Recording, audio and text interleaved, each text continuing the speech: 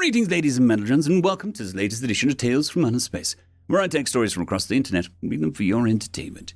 This particular story is called Pandora's Favor, written by Numerous Sun 42H2.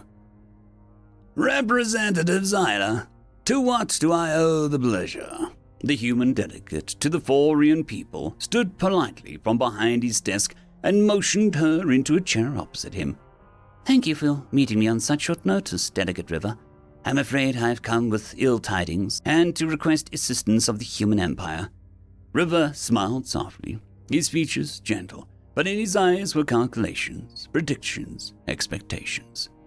The empire and the Forian people have always been staunch allies. What can we do for you? Zyla produced her tablet, conjuring on it a series of reports from Forian expeditionary forces that had recently made contact with a new interstellar race. Though protocols were followed and the Forians had attempted peaceful communications, they had been rebuffed by the Legion, a race of fungal sentients of seemingly unending number. The Legion had all but decimated the first contact party and had ravaged the rescue fleet that had jumped in to save the expedition forces from what they had assumed was some form of natural disaster or disease. They had been met with harsh fighting in orbit as biological ships released clouds of mine-like spores that detonated across the hulls of the rescue vehicles. Even after the rescue force realized this was a conscious attack and had begun evasive maneuvers and return fire, their attempts were found meaningless against the Legion vessels. Outnumbered, outgunned, and unprepared, the Forian rescue fleet fled back to Forian space. The expeditionary force was assumed totally lost, and the retreat carved a galactic trail for the Legion to follow. The human read through the reports with a stoic expression. They highlighted the negative trend the war was on as Forian planet after Forian planet fell to the Legion ships and soldiers, ultimately to be consumed by their growth. The Legion had seen only success in the conflict and had carved the Forian community into two halves, each half holding on by threads. Your people are divided and engaged in a losing war with the Legion, he summarized. I am certain we can be of assistance. Humanity has encountered these foes before. I will have our commanders generate reports of their findings, suggestions of favorable battle tactics, recommendations on how to proceed, and, of course, you will have our assistance in rebuilding. Your offer is much appreciated, Delegate River, but, I'm afraid the Forian people need more. One of the tufts of hair above the human's eyes raised slightly, an expression Zyla had learned meant the human was either confused, intrigued, or entertained, or all three. Humans were rather complex social creatures. If you have a proposal, I can bring it forward to the Baron here. If it's within our power, we can grant it immediately. Of course. He set the tablet down and turned fully towards Zyra, his countenance more serious than polite now. If you are requesting something more serious, something substantial, it will need to be approved by the Emperor and his advisors. I can only promise so much. Zyla was familiar with the human empire's negotiating. Generally, they would hear a proposal and, if they found it favorable, they would respond within 2 human days. If they found it politely unfavorable, they would simply not respond, answering inquiries with, the advisors are still discussing it, or a decision has not yet been made on the matter. Sorry. And wholly unfavorable proposals, such as the joint research agreement Zyla had proposed not 3 human years ago, were immediately shut down. Her proposal now was one she expected wholesale rejection on, but she had been armed by the Forian Primarch with a new bargaining tool and an imperative to make the humans agree. The Forians could not take no for an answer on this. We would believe the humans would be potent allies in this fight. Our military intelligence once generated a report on human forces that implied that what we could see of human military and weaponry was a placating show, and that more effort had been spent to conceal human military might than any galactic nation had ever spent using military might. The human said nothing. He leaned forwards, resting his elbows on the desk, his fingers into a steeple, and his mouth behind his hands. His head tilted down as he now looked with his eyes towards Zyla. The look was serious, dangerous, predatory even, but he did not say anything. The Forians formally request human aid in defeating the Legion forces and reuniting Forian space. We cannot fulfill that request at this time, he said flatly. We know humans can fight, Xyla demanded. Her skin began to glow from bioluminescence, betraying the passion of her position from the calmness of her speech. Are you not capable of defeating the Legion? Are you afraid of them? That is not the issue, Representative Xyla, the human began.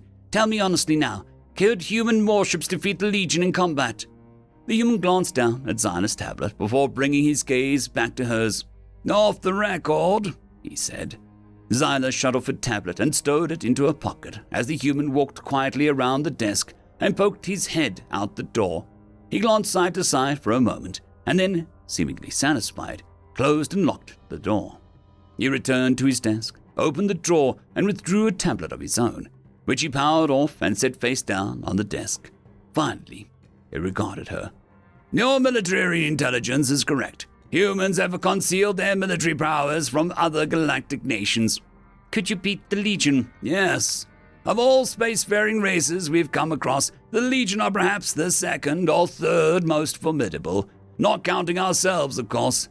We wouldn't handily defeat them, per se, but we could all but guarantee military success against the forces that you are engaging. Second or third? Xyla stammered. Well, naturally, the Federation is first.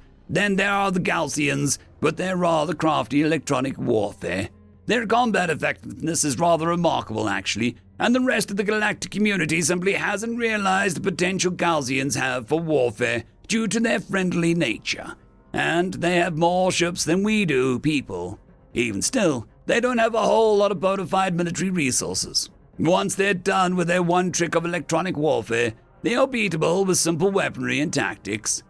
Then the Legion, with their large numbers and very fast resupply times, plus the fact that one Legionnaire could eventually reproduce into a whole horde of fighters by itself, means that any conflicts with them not resolved very quickly and incredibly, judiciously, could very quickly become a quagmire.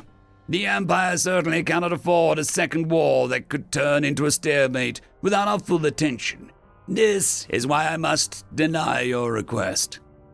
As for the second or third place, it's hard to say. The Wagash people, I don't believe your kind has encountered them yet, actually. So I would ask you to keep this between us. It's rather warlike.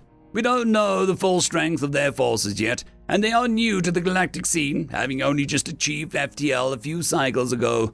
But they remind us of us, and that means that they're not to be trifled with lightly.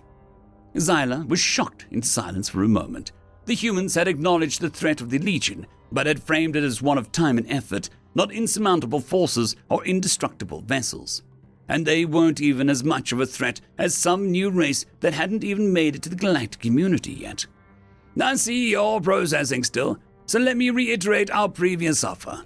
We can have the Empire's top military analysts review your positions and provide you with advice on how to proceed and findings from our own initial skirmish with the Legion.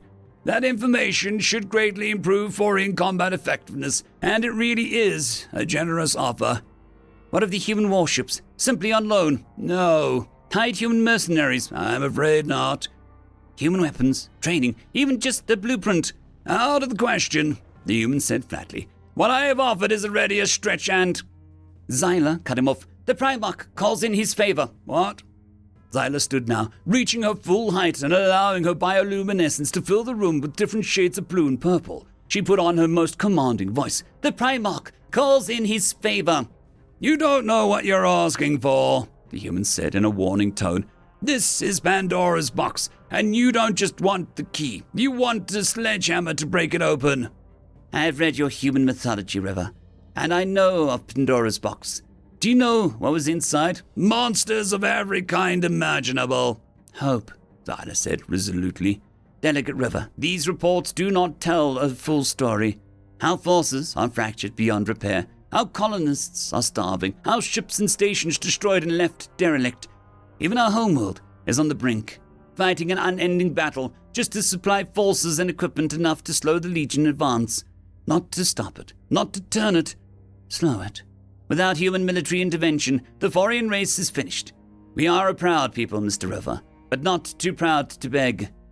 Please help us. River was silent for a moment, staring into the room beyond Xyla.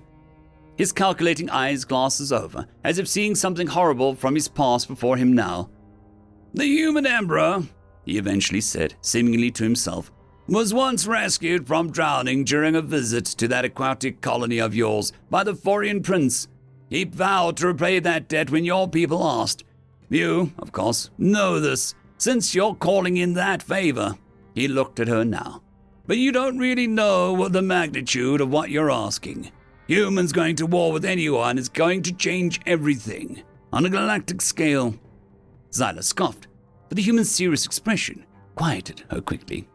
"Your people like to race, yes?" River asked. "Yes," Xyla responded. "It is our, as you humans practice it, sport." "Your fastest racer, how quick are they?" "Resben is our fastest racer. He could circumnavigate our home planet in less than 3 of its days." "How long would it take you to do?" River asked. "Well, I'm no racer." Xyla blushed shyly. "Maybe 20, 15 if I'm given time to get in shape." River sighed and then looked at her deeply. "You are to your race what Resben is to mine, at least in terms of military. I said that the Legion was perhaps the 2nd or 3rd strongest military power in the galaxy. Well, the difference between first, the Federation, and second place is like the difference between Resben and you. It is astronomical. It's leaps and bounds. It's degrees of magnitude.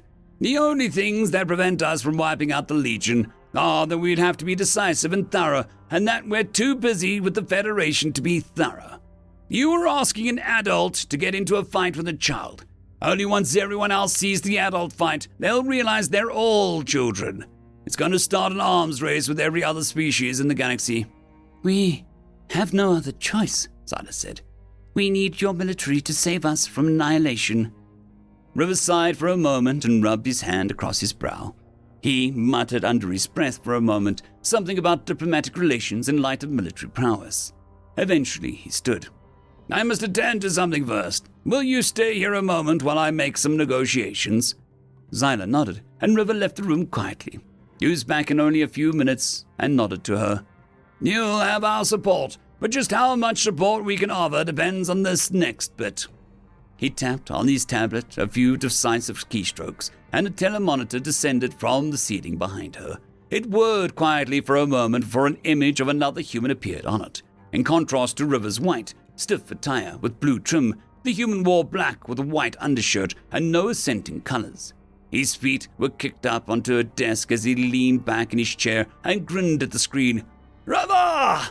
he called joyously. "Finally calling to surrender, Well, you can suck my—" River cut him off quickly and loudly. "I am joined here by a representative of the Forian people, Miss Xyla."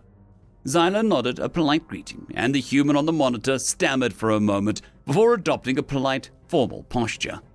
Apologies, Miss Xyla. How can the Federation of Human Territories be of assistance?" "The Forians have called in their favor," River answered for her. "I am calling to negotiate a ceasefire while we answer it. The Federation is friendly to the Forian people, but we are under no such obligations, River. I respect you for your responding to the favor, but your ceasefire is denied."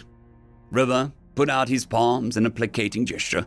"Hear me out first. The favor is military aid. The reason," he swiped at his tablet, and the human on the monitor looked down at his own as he received the message, "is of mutual interest to us."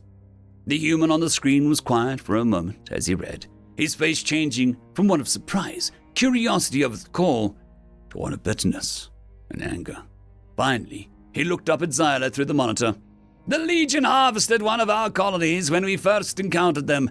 An undefended civilian colony was all but devoured.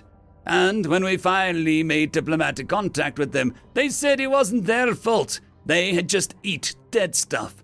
It was the colony's fault for being dead so easily. I thought we destroyed those spory bastards, but I just guess we accidentally sent them your way. River, you have your ceasefire, and Xyla, you got more ships. Tell your Primarch to point him out and get out of the way. The humans are coming." The transmission went dark, and River turned towards Xyla. "Well," he clapped his hands together and rubbed them enthusiastically. "With Imperial and Federation forces, we should have this taken care of in a couple days. It's like you got 2 Resmans for the price of 1. And what you said about Pandora's box? About the arms race? Oh, I meant it. You're going to see monsters and all the galactic stage will squeal like children before all the human militaries. But you'll get your hope too. And besides, he winked, a favor is owed. End of story.